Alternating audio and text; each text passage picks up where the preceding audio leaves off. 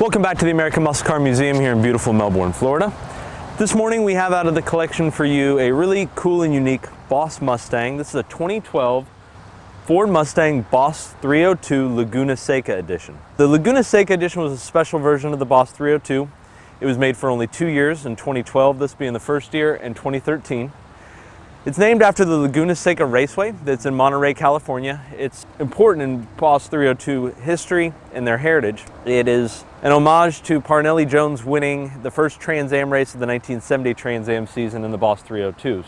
This is a $7,000 option over and above the Boss 302, which was already a pretty capable and potent platform. It's noticeably stiffer. It's got a welded cross member in the back as opposed to having even back seats, so you lose some practicality there.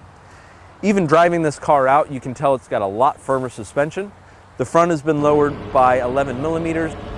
Suspension does have some adjustability for those who are actually spending time at the track, and as well as larger sway bars. These are a lightweight 19-inch aluminum wheel with Pirelli P0 Corsa tires on it. This particular car is a pilot production car. There are 12 of those made in total. 7 of them are thought to be destroyed, leaving 5 left. This is one of those 5. Of the 5 that are remaining, 3 of those are Boss 302s. Only 2 of them are the Laguna Seca Edition that you see here. This one is actually number 0005. Pilot production cars are used in promotional campaigns for Ford to promote the vehicle that they want to take orders on, and normally are made well in advance of the actual production cars.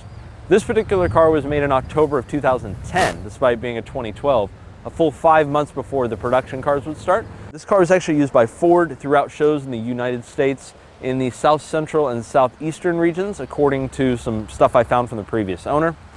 How did this car make it out into the public? I believe in the research that it was sold through a dealer exclusive auction, and then an individual owner purchased it, and then we got the car from that guy.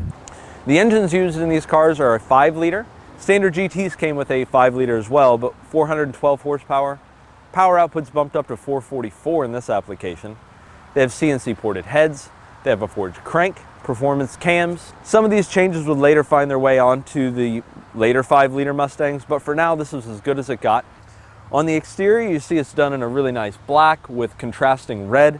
It's got red on the wheels, red on the side. But for the Laguna Secas for 2012, there were only 2 colors. They had this black with the red accents that you see, and as well as the Ingot Silver, which we have one of those in the collection as well, with the same red accent. The following year, the Laguna Seca would only have 2 colors again, keeping the black, ditching the silver, and instead adding a school bus yellow. To me, I think that this is a nice sweet spot of cars. Later cars had more tech and more features, but also more weight and more complexity. So this 2012-2013 Laguna Seca strikes a nice sweet spot. For more on this and all the other cars in the collection, as well as our upcoming events, please check out the AmericanMuscleCarMuseum.com website. Check us out on Facebook, Instagram, as well as our YouTube. And as always, thanks for watching.